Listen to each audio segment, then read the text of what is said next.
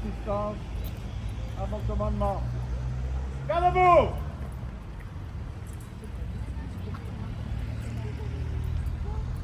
Ouvrez le banc!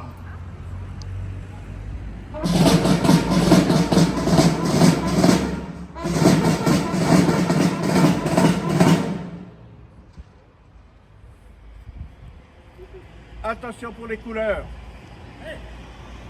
Envoyez!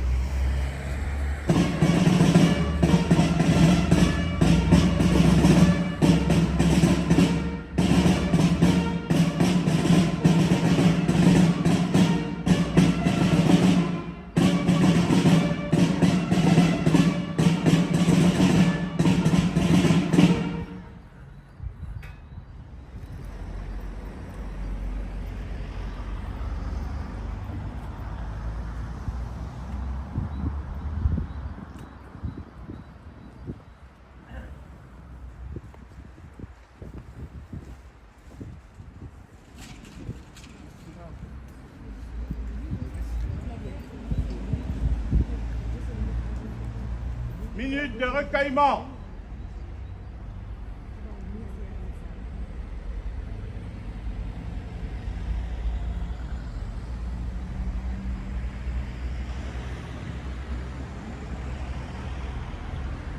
Au bord.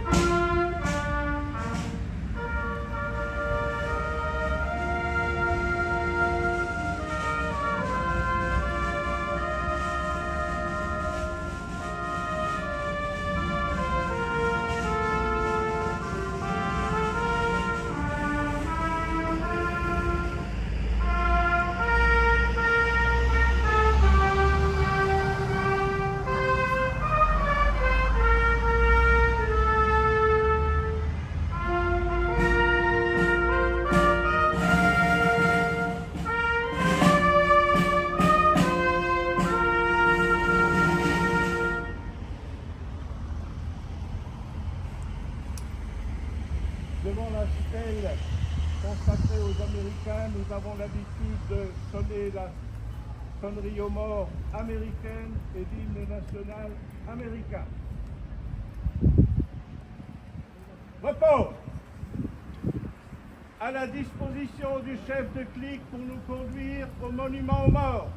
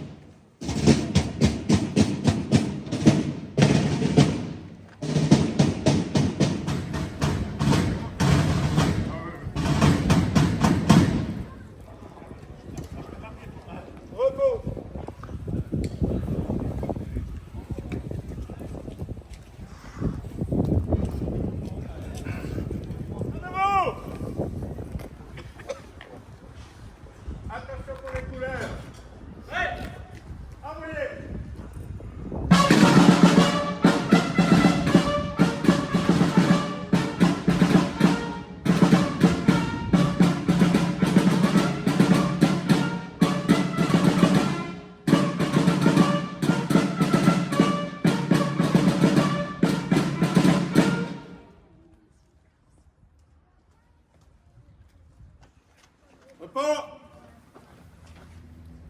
La musique municipale va nous interpréter un air de circonstance. À vous.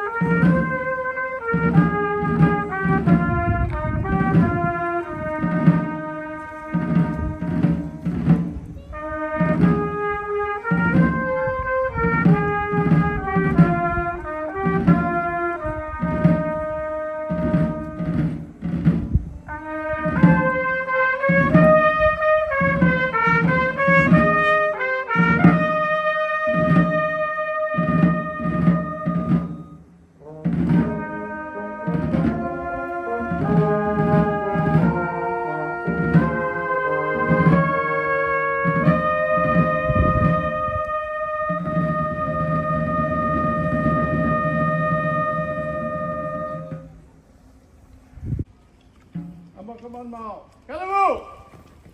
L'épaule germe.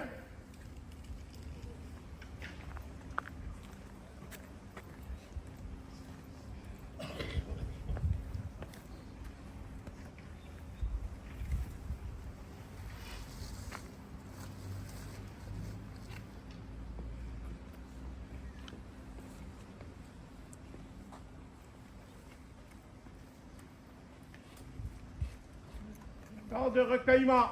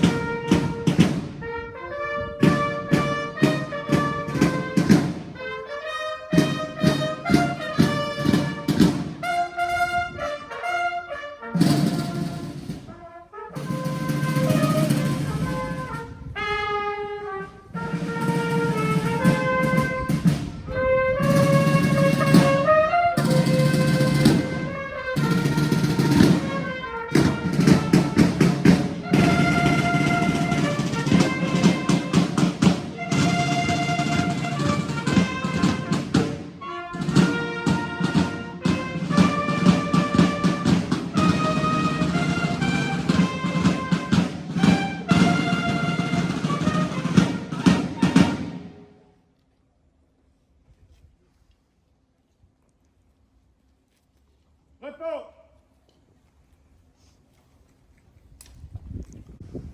En accord avec le chef du corps de l'unité locale des sapeurs-pompiers, nous vous présentons les jeunes collégiens qui sont rassemblés pour la première fois devant notre monument aux morts. Le département de la Moselle a conclu avec l'Éducation nationale un partenariat en vue de recruter de futurs jeunes sapeurs-pompiers.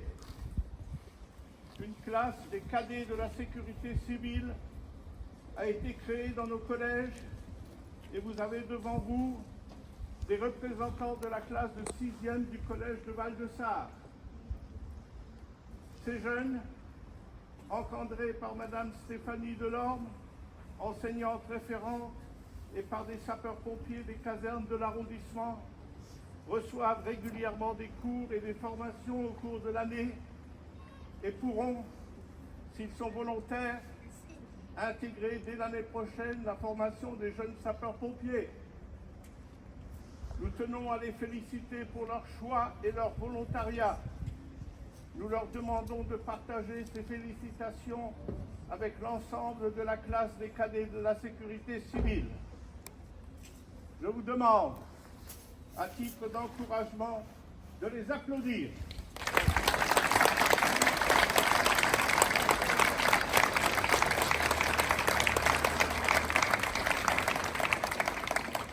Merci et bravo.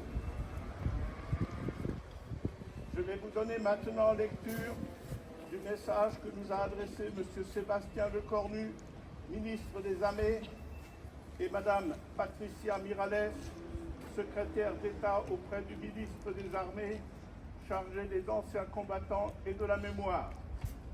Je vais arriver au bout. Il y a 79 ans, à Berlin, la France surmontait l'étrange défaite de mai 1940 et l'esprit de collaboration. Le 8 mai 1945, l'Allemagne nazie capitulait. Le fracas des armes se taisait en Europe. Ce jour-là, il faisait chaud sur la France, comme dans le cœur des Français, lorsqu'ils ont appris la nouvelle. La guerre est gagnée, vive la victoire. Ces quelques mots, prononcés par la voix du général de Gaulle, qui depuis le 18 juin 1940 avait poursuivi le combat, ont résonné dans le pays et bien au-delà. La délivrance est là. En même temps que les larmes de joie, la douleur fait briller les yeux des Françaises et des Français. Car la victoire, si heureuse soit-elle, n'efface ni la guerre qui a eu lieu, ni ses ravages, ni ses morts. Des ruines de Rennes et de Saint-Lô, aux plages de Normandie et de Provence, d'Oradour-sur-Glane aux monuments aux morts sur lesquels se gravera bientôt de nouveaux noms. C'est dans le silence de mort que résonnent les premiers cris de la libération. Dans le silence des murs d'Isieux et de celui de toutes les maisons dont les habitants furent assassinés. Le 8 mai 1945, dans un élan collectif, chacun pleure les morts et salue ceux qui ont combattu 79 ans après. Réunis devant nos monuments morts, nous leur rendons le même hommage. Nous nous souvenons de ceux de 40 et de leurs efforts héroïques à Monte-Cornet, à Saumur, à Narvik ou dans les Alpes. Nous nous souvenons des hommes et des femmes qui ont refusé d'abandonner la patrie, à ceux qui l'avaient occupée et à ceux qui l'avaient trahi. Résistants, ils s'étaient engagés sans calcul, sans garantie, mais résolus à vivre libres ou à mourir. Nous nous souvenons des combattants des forces françaises libres, venus de France, d'Afrique, des Outre-mer et d'ailleurs. Ils étaient soldats, légionnaires, aviateurs, tirailleurs, marsouins ou marins.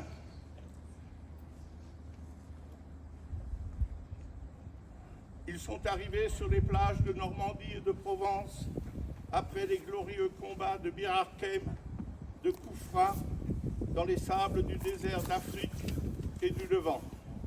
À Monte Cassino, ils débarquaient en France, guidés par la liberté qu'ils aimaient plus que leur propre vie. Ils se sont battus et n'ont jamais plié.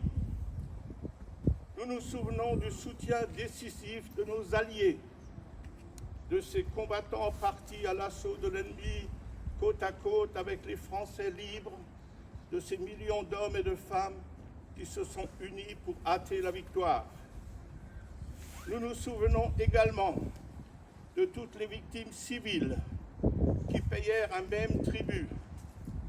Ils trouvèrent la mort dans les exactions de l'occupant, les bombardements de l'invasion ou de la libération. Nous nous souvenons des victimes de la déportation politique et raciale, dans les camps de concentration et dans les camps de la mort. Nous nous souvenons des Juifs, tziganes, homosexuels, handicapés physiques ou mentaux, haïs et assassinés simplement parce qu'un jour ils étaient nés. Nous nous souvenons aussi de ces Français et de ces Françaises d'Alsace et de Moselle, enrôlés malgré eux dans l'armée de l'occupant sous un drapeau qui n'était pas le leur. Il y a 79 ans, la France et l'Europe avaient perdu leur innocence. Et c'est avec la conscience grave du passé que chacun se mit à imaginer les jours heureux. Avant même la fin de la guerre, de nouveaux défis se faisaient jour, de nouvelles ambitions aussi. Une ambition politique partagée par toutes les forces qui avaient contribué à la libération et qui, rassemblées autour du général de Gaulle,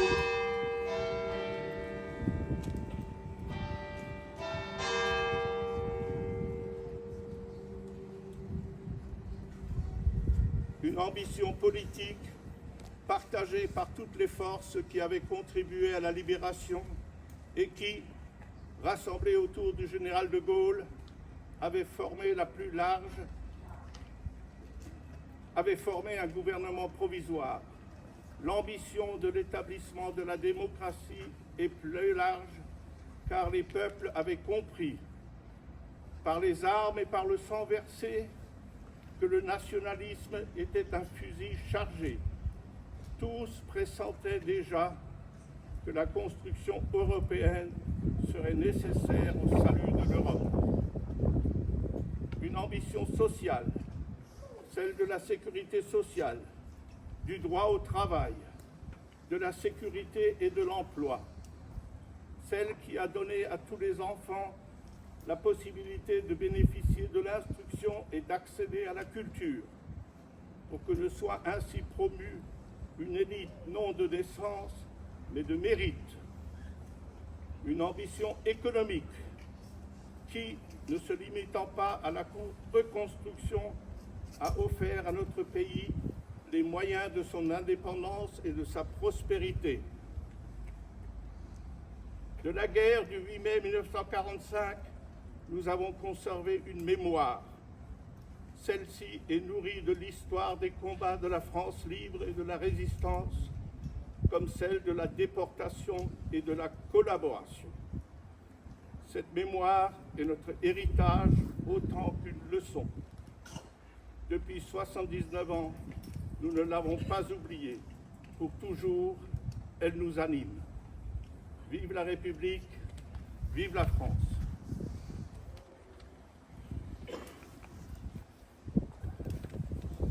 Nous allons maintenant procéder à la remise de la décoration à un ancien combattant.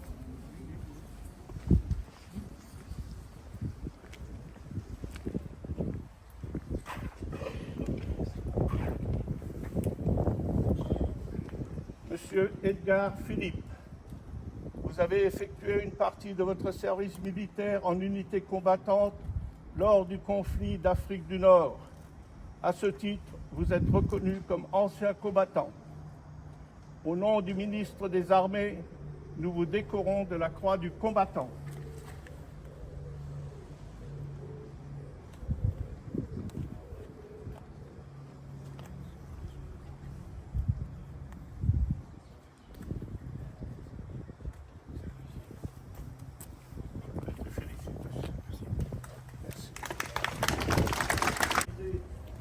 Devant le monument aux morts, je demande à monsieur le chef de file de nous conduire